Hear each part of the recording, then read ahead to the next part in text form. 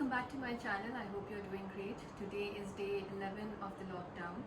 Today I have chosen a topic for which we've received quite a few messages, how to be a good lawyer.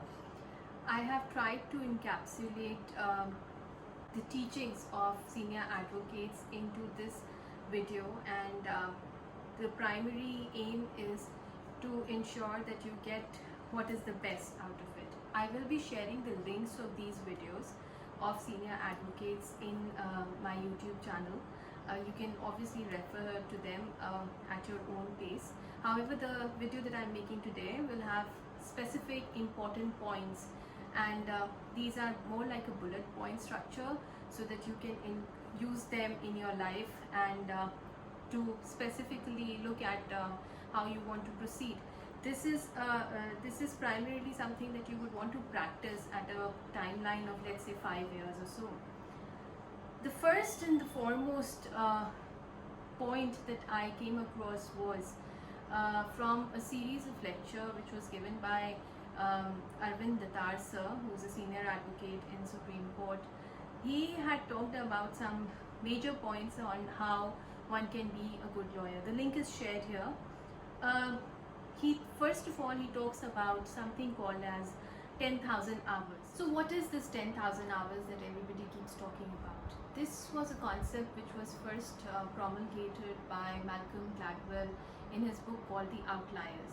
He has written quite a few books, Blink, Outliers of course, and right now I'm reading a book, a latest book of his which is called as Talking to Strangers.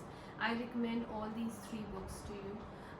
It gives you understanding about various aspects of work, how successful people work.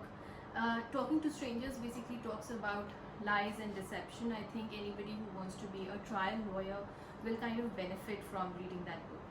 So 10,000 hours basically talks about when a person devotes 10,000 hours to a specific area of work. It could be just maybe 5 years of practice, for example. That is what 10,000 hours kind of boils down to. 5 years of concentrated approach towards litigation without quitting it. That kind of embroils the entire essence of sticking around and becoming successful. 10,000 hours talks about assuming that you're putting in 8 hours of work on a specific field or on a specific area of your profession. You will be benefiting out of it in a long run. This is something where you can see that maybe you are at an average level or a below average level in whichever area of work you are doing. So for example, maybe you are in corporate law, maybe you are in litigation, you could be in any field of law. However, in order to be successful, that is from average to great, you need to put in some 10,000 hours into that specific area of work. So for example, if you're doing litigation, putting in 10,000 hours would mean that you attend courts even if you have matters or not. You do drafting, you read judgments, you meet people so that your network kind of expands. You read specific blogs on law, or you subscribe to Live Law or Bar and Bench or SCC Online and get to know what is happening. So you're putting in a concentrated 8 hours of work every day in the field of law. That helps in a period of 5 years for you to reach the level of success that you would want. I have known people who have started to have commenced their practice, for example, have gone independent, so to say, and they have started to see wonderful results in 3rd year of their practice. Why does that happen is because in the initial years you're not really putting in 8 hours, you're putting in some about 12 to 14 hours in your practice. Therefore, it yields results quickly. Therefore, 10,000 hours is a theory that you should adapt in your life, and that will provide you guaranteed success in any field of work.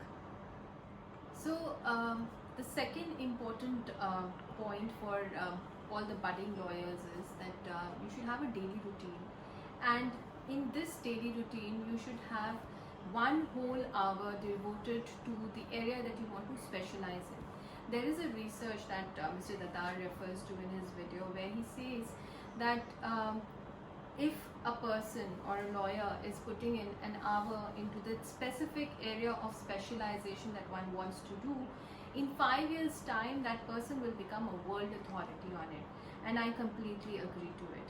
So for example, if you want to really be a very good insolvency and bankruptcy lawyer, you can maybe start with Swiss Ribbon, which is the judgment which gives you complete understanding of IBC, and then move on to other related judgments which have come. Slowly and steadily you will see that you have understood most complex areas of IBC, and you will be able to hold your stead. Similarly, there is a book by Darren Hardy called The Compounding Effect, which I completely vouch with. In this book he says that you have to make sure that you make it your habit that you are doing little bit every day in order to reach your goal. So for example, if your goal is to let's say do 10 cases in a year, which is your own complete cases which you've managed from end to end, you ensure that you are working towards it every single day. So this is just a small example. You may have your own number that is there, but you have to have a goal in your head, and that goal should come with a timeline. And when you have that timeline in front of you, you make sure that every single day you're putting in an effort towards it. Now what happens with the timeline is that you have, let's say you have your goal here, then once the timeline is determined, you have to work backwards, so that then you are able to figure out as to, let's say this is my yearly goal, how do I break it into a quarter, then how do I break it into a month, how do I break that into a week, and then how do I break that into 1 whole day, and structure it accordingly. That really helps. So for example, if you're looking at IBC, you can read the latest judgments, make sure, for example, Swiss Ribbon runs into some 150 pages, so you may want to read 10 pages every day or something of that sort, whatever allows you. So you will see that that kind of finishes off in a specific period, and you are able to gain knowledge at the same time. Now the other rule that is there is the 80-20 rule. What does the 80-20 rule mean? It basically means that the 80% of the work which is there in the legal area, you would see that 80% of the work goes to the 20% of people who are there in the legal fraternity. Therefore, it is your responsibility to come into that 20% in order to get that 80% of work. It is a simple calculation, but it is very difficult to put it in practice, because how do you ascertain those 80% people are, or how do you ascertain that they will be willing to give a budding new lawyer their specific work? That challenge will always be there. However, the more you meet people, the more you attend conferences, the more you get to understand your area of specialization, it will be really handy. But is it important that you should be a specialist first? Now I'm asked this question a lot of times by people, especially students who are from tier 2, tier 3 cities, and they always ask me that, ma'am, should I be doing an LLM, and I cannot afford to go abroad and do an LLM, so what should I do? I personally feel that LLM definitely provides you a better understanding of the area of specialization that you would want to do. However, if right after you finish your 5 years of law and you're able to join some counsel's chamber to understand let's say civil work or criminal work or matrimonial matters, and if you get that hands-on experience, you'll be able to understand whether or not that specific specialization is for you. Also, I feel that in the initial years, one should be a generalist instead of being a specialist. Why I say that is because when you are a generalist, you kind of know little bit of everything from every single area of law, and then when you specialize, you know exactly what it is that you like and what it is that you would want to work further on. That also gives you a benefit because sometimes maybe in a civil matter a criminal case is also going on. A lot of times we've seen that in purely civil nature matters, criminal case has also been instituted and the likes. So it is always beneficial for you to understand how the criminal part of it works. Or for example, if it's a matrimonial matter or a family law matter, so many times criminal cases are instituted. So it gives you a very good understanding about how to deal, because when a client comes, he may have various other matters which may be pending, and you may be able to give him or her a good opinion about different areas of law which he is dealing with. Now, it is important that you have a good command over English language also, because all the work which is done in High Court or Supreme Court requires good English language. You don't have to have an excellent legal language. You just have to understand and be able to write down in simple English language. The other, I think, important part that I understand is that for young lawyers, there are so many tribunals which are there now. You have CAT, you have NCLT, you have NCLAT, you have TDSAT, competition tribunal, everything. If you see, there are so many of these tribunals, NCDRC for example, so many of these forums which are available.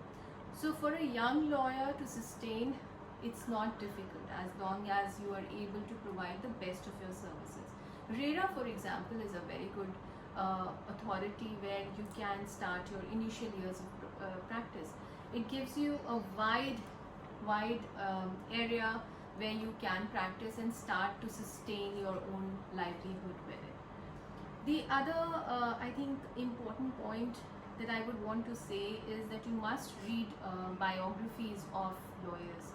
There are quite a few biographies which are out there. I think Fali Nariman's autobiography rather, is a very good authority. Before Memory Fades gives you an entire list of things that a young lawyer should do. And he also tells you about how you should be reading your brief, how you should be spending your day in the chamber. As a matter of fact, you should be, when you are in chambers of any counsel, be the first one to reach the chamber and the last one to leave. This will always, in the initial years of your practice, provide you with greater authority over different kind of work that a chamber handles. Lastly, if you can, then you must get up early in the morning. I know that sounds really terrible to a lot of people, but if you can, you must try to do so. I remember last year during the summer vacation, we had a matter which was listed in the NCLAT, and there was a senior advocate who was sitting and talking to his juniors, and he said that, I really look forward to the vacations because that is the only time that I get to wake up a little late. So that junior, out of curiosity, asked, so what is your definition of getting up late? He said, I get up by 6 o'clock. So he said that, all the years of being a junior advocate, he used to get up at 4:30 and be ready with the briefs and things like that. So I feel that, if one can, in our profession specifically, get up early, that will be really beneficial because you have the quietness of the morning and you know how your day is going to be like, so you can always avoid that rush that one gets into, because you have to reach the court on time, and there are always last minute problems that creep up somehow in a lawyer's profession. So if you can imbibe that in your life, that will really give you enough time to be able to do your workout, to be ready with your brief, read out the judgments, etc. You gain a couple of more hours in the morning for that. So that's about it. If you have any queries or comments, you can always leave it in the comment box here. Like my video, subscribe to my YouTube channel, and if you have specific queries, do write to us. Do share the video if you like, And thank you so much for watching my video today. Have a nice day. Take care, stay safe, and I shall see you tomorrow.